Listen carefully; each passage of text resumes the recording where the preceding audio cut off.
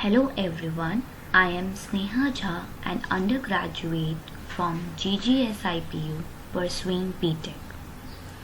In this video, we are going to see about sets.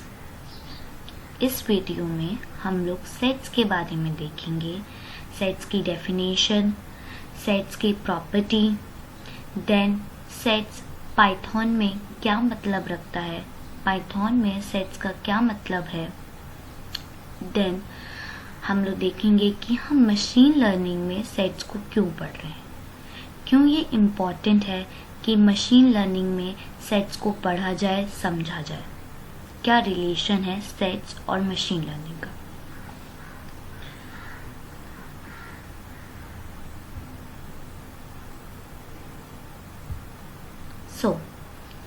हमारा first topic है what is set. Basically set is a group or collection of distinct object or numbers. Set group है, collection है बहुत सारे अलग अलग objects या फिर number कह लो। जब अलग अलग objects, अलग अलग numbers किसी basic specific criteria पे हम लोग group कर देते हैं, तब हम लोग कहते हैं कि हमने क्या बनाया है, एक सेट्स फॉर्म किया है। ऑब्जेक्ट सारे के सारे डिस्टिंक्ट मतलब अलग होंगे और उनको हम किसी बेसिक क्राइटेरिया पर क्या करेंगे, ग्रुप करेंगे। So basically set it is a group और collection of data. Data can be object और data can be number, and जब वो ग्रुप और कलेक्शन जब फॉर्म होगा तो वो क्या बनाएगा, सेट।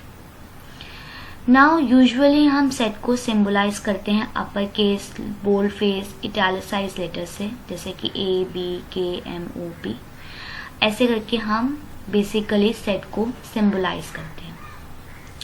जैसे कि मैं कह रही हूँ all computers in the world, ये एक सेट है। कितने कंप्यूटर्स है पूरे वर्ल्ड में, बहुत सारे होंगे। इसका एक सेट बना लिया मैंने और मैंने इसको नाम दे दिया सेट ए। उसी तरीके से बहुत सारे एप्पल्स हैं एक ट्री पर, मैंने उसको नाम दे दिया सेट बी। कितने इरेशनल नंबर्स हैं 0 और 1 के बीच में, मैंने इसको सेट का नाम दे दिया के। मेरी हाथ में 5 फिंगर्स हैं, पांचों के पांचों को मैंने सेट में डाल दिया। तो सेट कुछ भी हो सकता है, बस एक ग्रुप होना चाहिए, कलेक्शन होना चाहिए डेटा का, और किसी स्पेसिफिक क्राइटेरिया पे हमने उनको ग्रुप किया हो। नाउ हम घर में रहते हैं, हम घर के क्या होते हैं, अपने घर के मेंबर होते हैं। उसी तरीके से एक सेट में कोई भी ऑब्जेक्ट या फिर नंबर प्रेजेंट है, तो वो ऑब्जेक्ट और वो नंबर क्या हुआ, मेंबर या फिर एलिमेंट हुआ सेट का। जैसे लाइक हम मेंबर हैं, एलिमेंट है अपने घर के, उसी तरीके से हर एक ऑब्जेक्ट और नंबर जो कि सेट में प्रेजेंट है वो उस सेट का मेंबर या फिर एलिमेंट कहलाता है।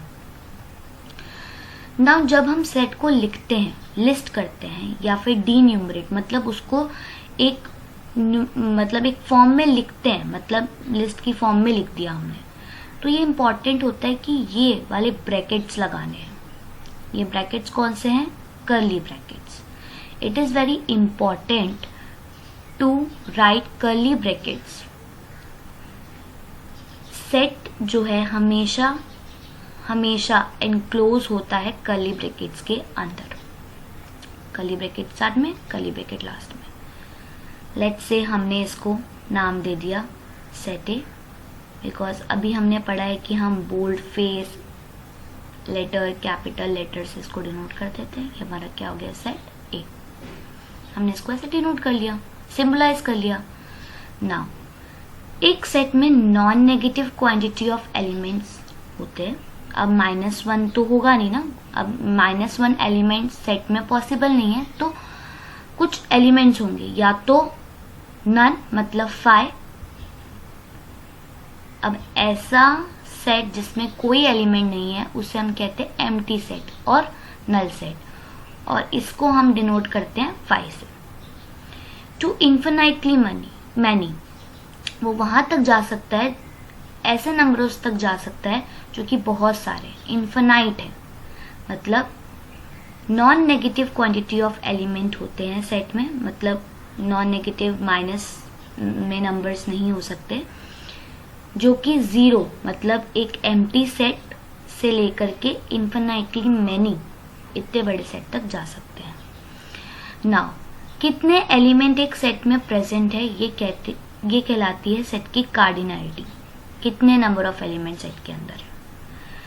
इसकी जो रेंज है वो 0 से लेकर के डी नंबर बाय इन्फिनाइट मतलब 0 से लेकर के काउंटेबल इन्फिनाइट, ऐसे इन्फिनाइट तक जा सकती है जिसको हम काउंट कर सकते हैं। 1 को काउंट कर सकते हैं, 2 को काउंट कर सकते हैं, 3 को काउंट कर सकते हैं, ऐसे हम लोग 1000 को काउंट कर सकते हैं, 10,000 को काउंट कर सकते हैं। पर इन्फिनाइट काउंटेबल नंबर में इन्फिनाइटली ये आगे बढ़ती जा रही है।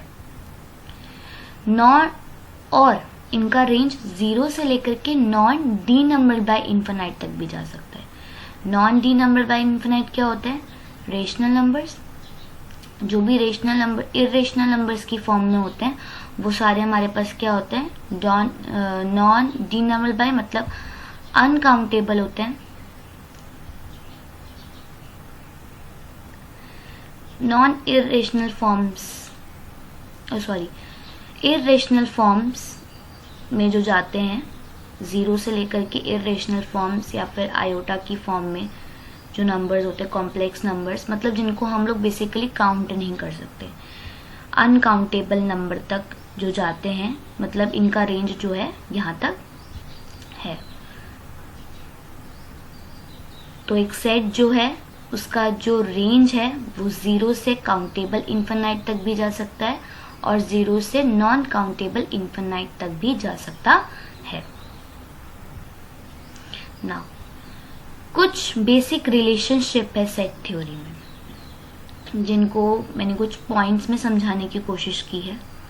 कुछ बेसिक रिलेशनशिप कह लो या फिर कुछ प्रॉपर्टी कह लो। ये बेसिक प्रॉपर्टीज है सेट की।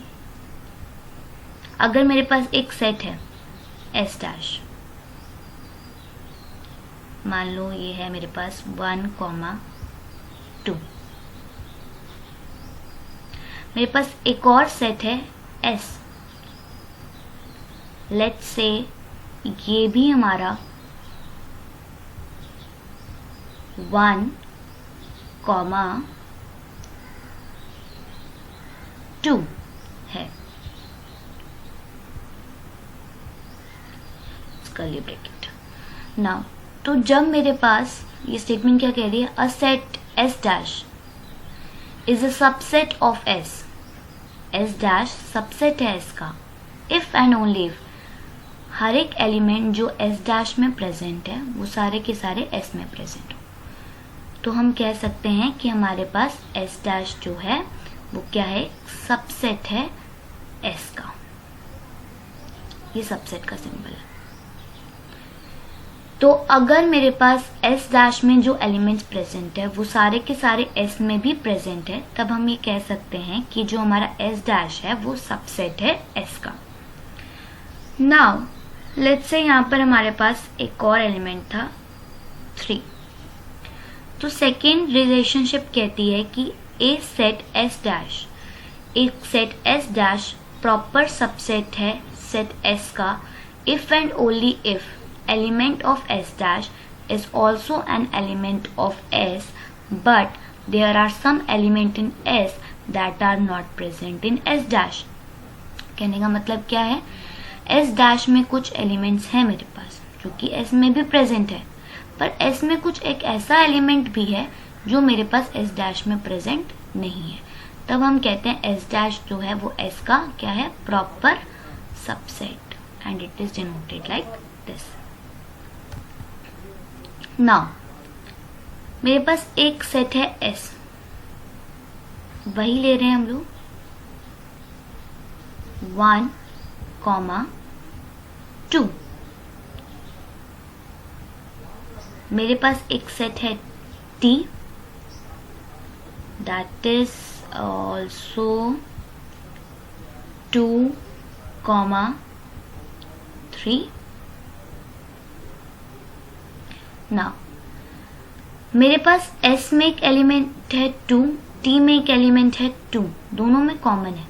तो जब मैं S का इंटरसेक्शन करती हूँ T के साथ मतलब दोनों के बीच में कॉमन निकालती हूँ तो मेरे पास वो आता है क्या, 2।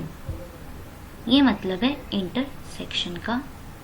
और ये सिंपल है कि जब मैंने S लिया एक सेट, T लिया एक सेट, तो S इंटरसेक्शन T मेरे पास क्या आया, दोनों के बीच में जो कॉमन था। नाउ ये S इंटरसेक्शन T मैंने डिनोट कर दिया X से, तो मेरा जो X है वो इक्वल है 2 के। नाउ जो X है उसमें S का भी एलिमेंट है और X में T का भी एलिमेंट है।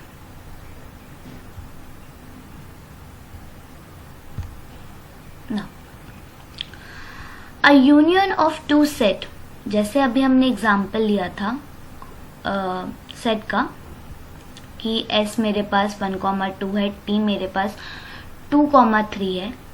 तो जब मैंने उसी सेट का यूनियन कर दिया, मतलब दोनों को कंबाइन कर दिया, दोनों ही सेट को, तो मेरे पास एक सेट आया Y।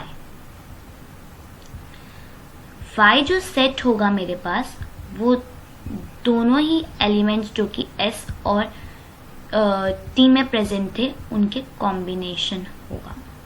That is 1, 2 and 3। ये हमारे पास यूनियन है सेट का। Y में एलिमेंट्स S के भी प्रेजेंट है, Y में एलिमेंट्स T के भी प्रेजेंट है।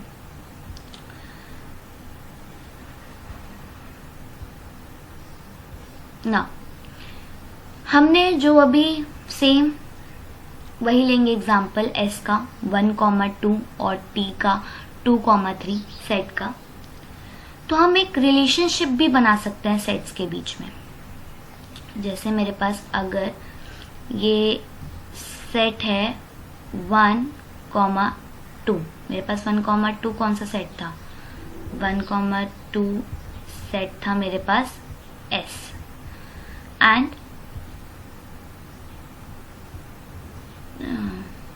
सॉरी थोड़ा गंदा बन गया, मगर मेरे पास एक और सेट था 2,3,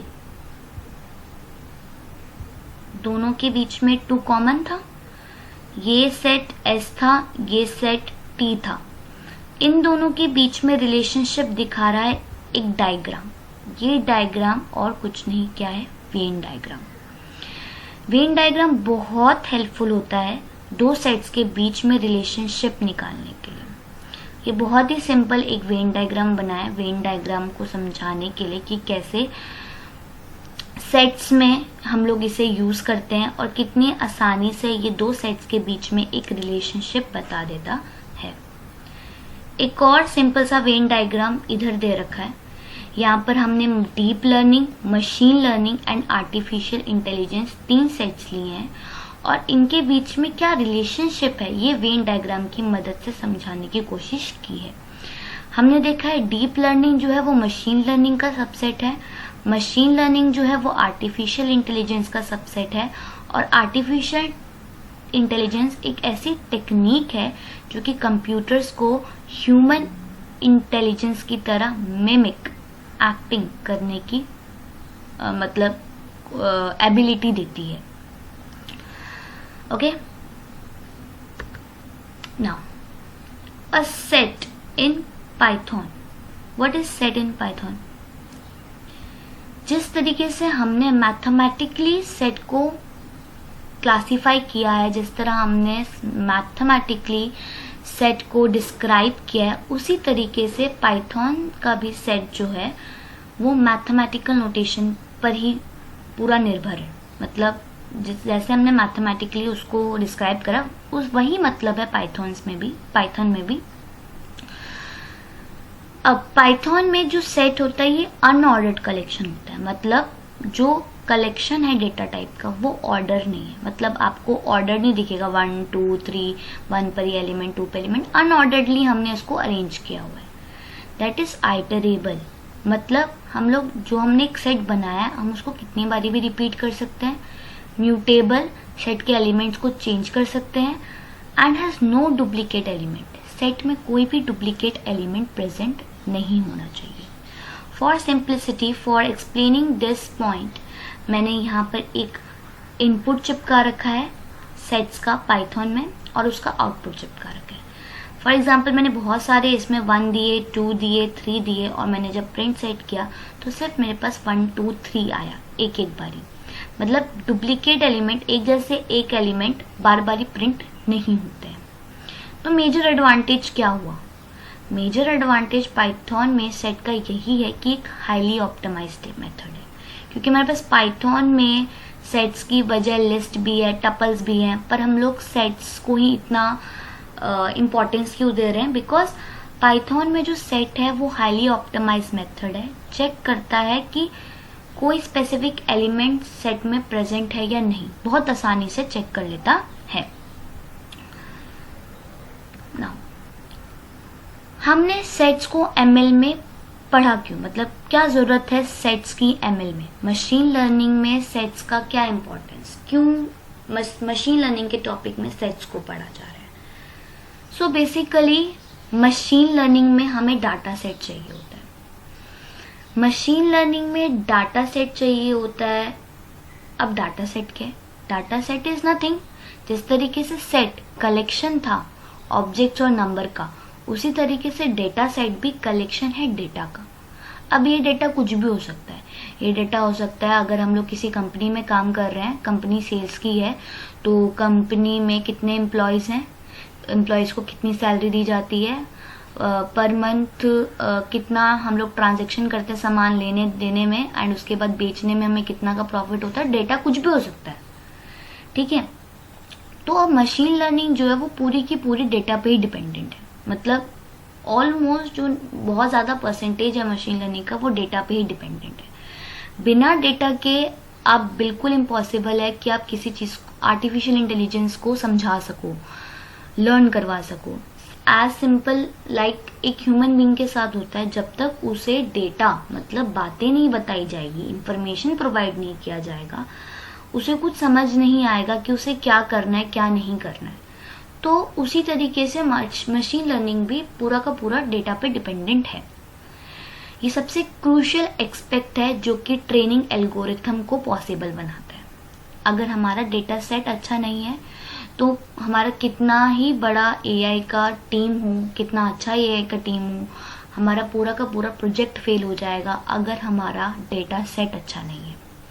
ट्रेनिंग, ट्यूनिंग, मॉडल सिलेक्शन से लेकर के टेस्टिंग तक हमारे पास सारे काम डेटा सेट पे ही होते हैं। और 3 तरीके के डेटा सेट हैं हमारे पास: training set, testing set and validation set. Now training set क्या होता है? अब लेट्स टेक एन एग्जांपल। मेरे पास एक डेटा है,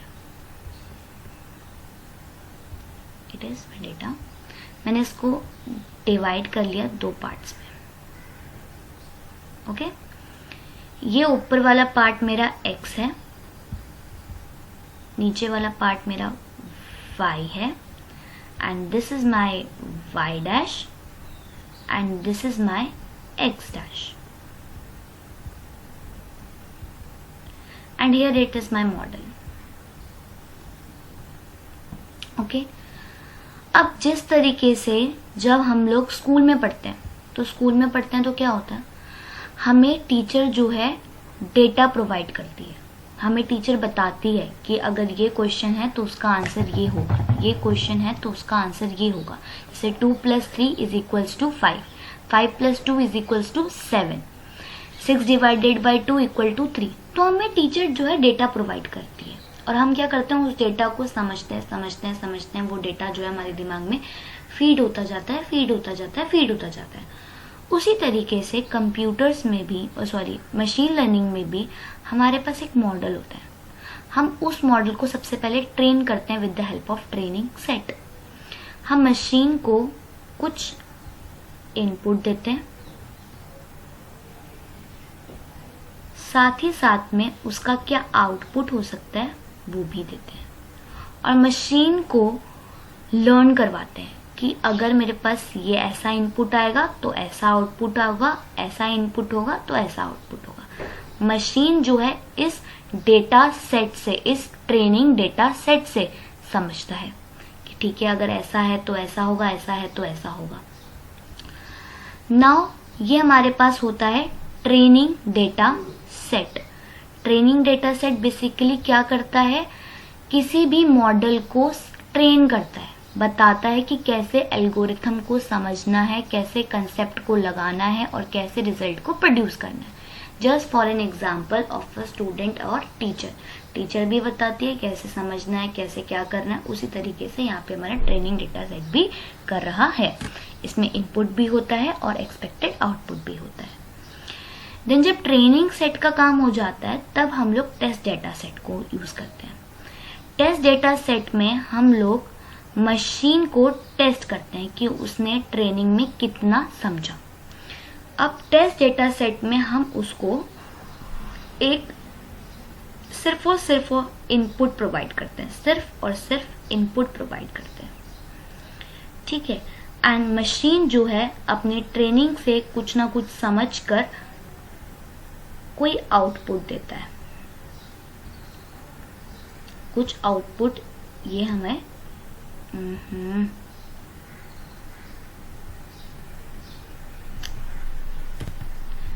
कुछ आउटपुट देता है, ओके।